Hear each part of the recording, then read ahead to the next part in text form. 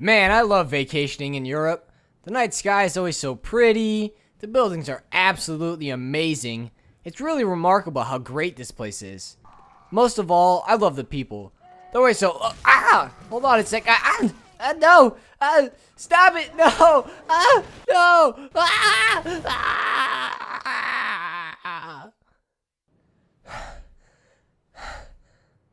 Oh, wait, this is Yharnam? Oh, okay, that makes more sense. Well, can you blame me? Yharnam and Europe are kind of similar, aren't they? I mean, there's the Gothic architecture and the small cramped streets, and everyone talks with some kind of European accent.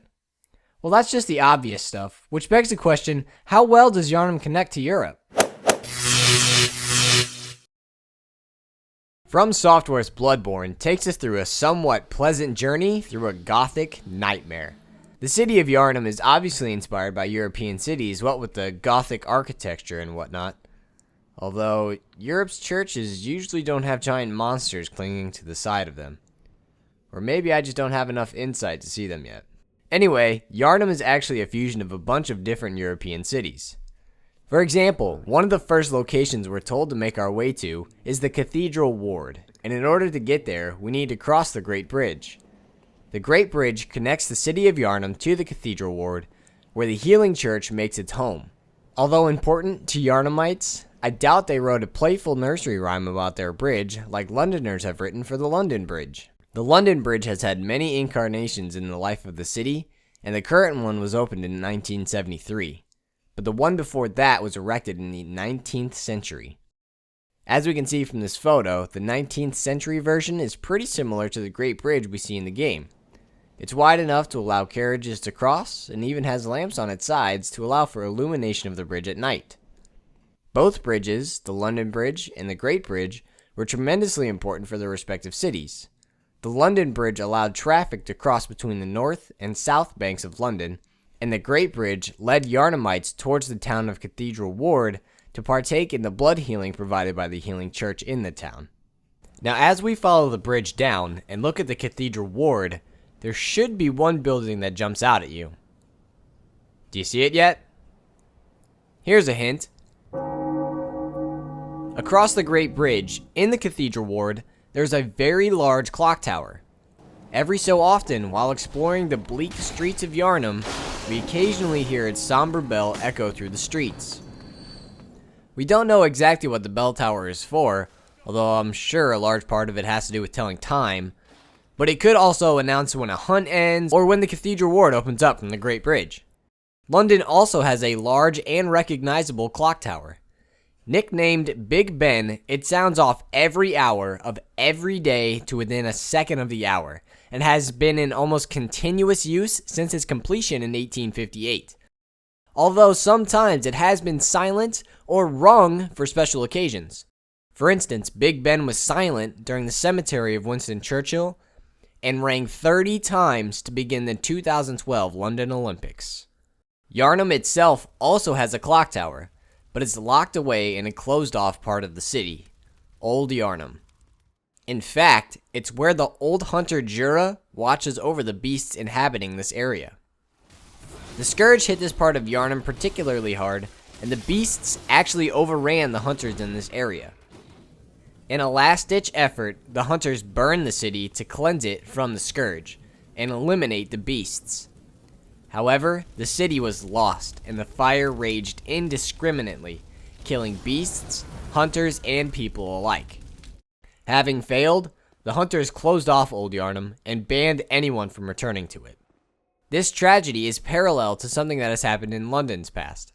In 1665, London was in the middle of a major epidemic of the bubonic plague, and with deaths in the tens of thousands, you could easily say this was uncontrollable, just like the Yharnam Scourge.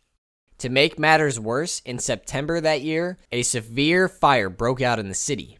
Now, in 1665, firefighting wasn't what it is now. There really wasn't a fire department to be called, so most of the time, it was volunteers from the community that helped fight the fires.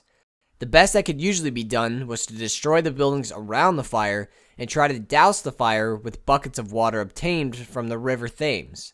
This was usually effective, but due to a lack of leadership and responsibility, This fire spread across the entire city and raged for 3 days. It mercilessly burned down thousands of homes, churches, and even St. Paul's Cathedral. Needless to say, the town was in ashes. However, there was a silver lining. After the fire, the epidemic of London slowed and eventually stopped in the following year. It seemed like the Great Fire of London had cleansed the city of the plague. The end result was pretty similar to what the hunters of Yharnam were trying to accomplish. However, unlike old Yharnam, London was eventually rebuilt. The King of London, Charles II, had a monument to the Great Fire of London built in remembrance of the tragedy. Included on the monument was an inscription describing the events leading up to and in the aftermath of the fire. Along with an accurate report of the damage, there's some questionable verbiage, like begun and carried on by the treachery and malice of the Popish faction, and Popish frenzy which wrought such horrors is not yet quenched, and Catholics suck! Well, that last one isn't on there, but it's plain to see that London blamed the Catholic Church for the ignition of their city. This is reflected in Yharnam.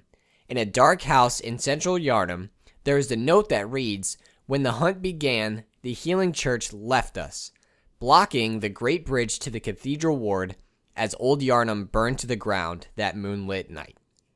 While the wording isn't as villainous, it's still obvious that the city of Yharnam blames the healing church for the burning of old Yharnam, and so both cities have a grudge against a powerful church in their region. London against the Catholic Church, and Yharnam against the healing church. However, Yharnam has connections to another one of Europe's oldest cities, the beautiful City of Love, Paris. Now I know what you're thinking. City of Love? Yharnam isn't really known for its love. Well, Yharnam actually connects to the seedier parts of Paris's past. As we walk around Yharnam, we can see that the city is overflowing with dead. Dead bodies lie around with items on them, coffins line the streets, and the cemeteries have tombstones on top of other tombstones. This was an actual problem for the city of Paris in its past. When the city was created in the 4th century, the cemetery was actually put in the middle of the town instead of on the edge as per normal human customs. Needless to say, by the time the 1800s rolled around and the city had expanded so much, there was 1,200 years worth of dead people right in the center of town where there was no room for expansion of the cemetery. The main cemetery of the city, Les Innocents, I hope I'm pronouncing that right, resorted to building special buildings around its border called charniers, where they packed the bones of the dead into the ceiling and walls, but still had a 2-meter tall mound of earth in their central burial ground full of centuries of Parisian dead. After the basement wall of a house adjoining Les Innocents crumbled under the weight of the mass grave behind it, the city banned its denizens from burying any more of its dead in the center of town and opened 3 large cemeteries on the edge of town. However, the problem still remained of all the dead in the middle of the town. They needed to be relocated in order to relieve the cemetery, and that decision fell to the police prefect of the time. Needless to say, he had quite the conundrum, huh? Now, the left bank of Paris has rich limestone deposits under it, and in the city's past, there have been excavations of the stone, which built most of the city. However, most of the time, when miners were finished excavating the stone, they left the mine uncharted and abandoned. As Paris expanded, its districts eventually started being built on top of these abandoned mines. The king eventually ordered that the mines be explored and mapped. This action also fell to the police prefect of the time.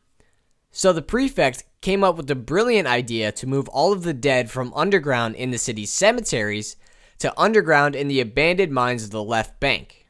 They began the arduous task of digging up all the dead and moving them to the caverns. Fun fact, not all the bodies decomposed, and they left behind fat that was used to make soap. Think about that next time you're in the shower. Now, it took 2 years to move most of the dead to the mines. Initially, the bones were just tossed into an area in a disorderly fashion. But in 1810, the head of the Paris Mine Inspection Service, I'll try to pronounce it, I can't promise how great it's going to be, Louis-Étienne Erca de Terry, undertook renovations to turn the caverns into a mausoleum. These renovations turned the caverns into the catacombs of Paris as we know them today. Workers manually stacked the bones in the ornate manner we see, and cemetery decorations were used to accentuate the walls of the bones. There was also a warning put up that warned people that they were entering the Empire of the Dead. Now, Yharnam also has an underground labyrinth system. Long ago in the city's past, an ancient society named the Pthumerians, I hope that's how you pronounce it, I have no idea, ruled where Yharnam currently stands. At some point, they retreated from the surface and carved out extensive, twisting caverns below where the city currently stands. These caverns are the chalice dungeons we explore and are actually the remnants of the empire of the Pthumerians. We can see that some of the Pthumerians were buried here, and their bones have become ornate decorations on the walls. Most jarring of all is that the Pthumerians still guard the secrets of their realm as undead ghouls. Sounds an awful lot like an Empire of Dead, huh? Now, when our hunters aren't down below the city exploring the ancient ruins of an undead society, they are above ground, ridding the city of the scourge of its beasts. Now, most of the beasts they hunt are lycanthropic in nature, i.e., they were formerly men that have transformed into wolf-like beasts. The hunters use many tools to hunt the beasts, but one item they use in particular is interesting. Hunters come equipped with firearms, and these firearms use special bullets called quicksilver bullets. In-game, they must be fused with the firearm wielder's blood in order to be effective against the beasts. Most of this sounds dramatically familiar to the story of werewolves in the real world. For those unfamiliar, are there really any? A werewolf is a man that turns into a man-like wolf, usually after being afflicted with a curse or a disease. The most popular cause of transformation into a werewolf is the full moon, which just so happens to be the time of day while we're playing in Bloodborne. In the real world, ordinary bullets couldn't affect a werewolf either, just like ordinary bullets can't affect one of the beasts in-game. In order to kill a werewolf, a special bullet is needed to be used. A silver bullet. Pretty similar to what we use in-game, but it actually goes deeper than that. Now, back when the legends about needing silver to kill a werewolf were written, mercury was thought of as a type of silver. In fact, the nickname for mercury is quicksilver, which is exactly the name of the bullets we use in-game. And also, if we look at the image of the quicksilver bullets, the bullet itself is solid, but there is silver liquid draining off of the bullet. Depending on what you think, it could either be the silver bullet hardening to become solid, or excess mercury/quicksilver draining off of the bullet. Now, werewolves aren't the only monsters that the hunters meet. The former aristocrats of Castle Cainhurst developed an entire culture around being monsters of the night. Sometime in the past, a scholar fled from Bergenworth College with some forbidden blood called vile blood. He made his way to Castle Cainhurst and presented it to the Cainhurst Queen, Annalise. Now, instead of injecting the blood as per normal customs, she drank it, and the blood gave her the power to extract life essence from normal blood. She commanded her servants to present blood as offerings to her, and eventually she extracted enough essence to become immortal. A vampiric culture formed around the queen and her blood that persisted for centuries, and the castle gained notoriety for the foul sophistication of the Cainhurst Vilebloods. However, the culture wasn't timeless. Logarius and his executioners stormed the castle and slew the Vilebloods. However, since the queen was immortal, the executioners couldn't kill her, and instead chose to imprison her for the rest of her unnatural life with Logarius as the guard. Well, this story can't have a real-life counterpart, right? I mean, vampires don't exist. Well, they don't, but back in the 16th century in Hungary, there was a lady named Elizabeth Bathory, and Mrs. Bathory is known as one of the most famous vampires in history. She and her conspirators were accused of torturing and killing hundreds of young women in 1610. In fact, upon her arrest, authorities found one girl dead, one dying, and others locked up. One particular rumor that persists to this day is that Elizabeth Bathory would bathe in the blood of the girls she killed in an effort to retain her youth. Can you see the similarities? Drank blood for immortality, bathed in blood for immortality. Pretty crazy, right? But it doesn't end there. When Elizabeth Bathory was arrested and tried, she was found guilty, but in a way she was immortal. Because of her royal blood and the power of her family, she avoided the death penalty and instead was imprisoned in solitary confinement in her castle, just like Queen Vileblood. Yharnam definitely has a lot of European flair to it. A lot of the game is based off of events from Europe's history, architecture, and folklore. You know what's interesting though? The entire game seems to be a Lovecraftian fanfiction. I mean, with names like Pethumaru and Hemwick, and mentions of great ones whose comprehension by the human mind actually drives it insane, it's easy to see that the entire game is based on his work. But here's the crazy thing. H.P. Lovecraft was American, and the majority of his stories took place in New England. He was fascinated with New England as a setting, saying that the dark elements of strength, solitude, grotesqueness, and ignorance combined to form the perfection of hideousness. It's interesting to note that a game based so heavily off of Lovecraft's lore is set in Europe. Anyway, those are some connections to the real world that From Software's Bloodborne has. I know I missed some things and likely misinterpreted others, but the world of Yharnam is both fascinating and confusing, so can you blame me? Either way, I can't wait to dive into more, considering they've announced an expansion. Woohoo! Thank you for watching! Hey, I don't know if you've heard, but the first Game Connections episode was entered in a small contest and actually won. We were given a little award, which technically makes Game Connections an award-winning show.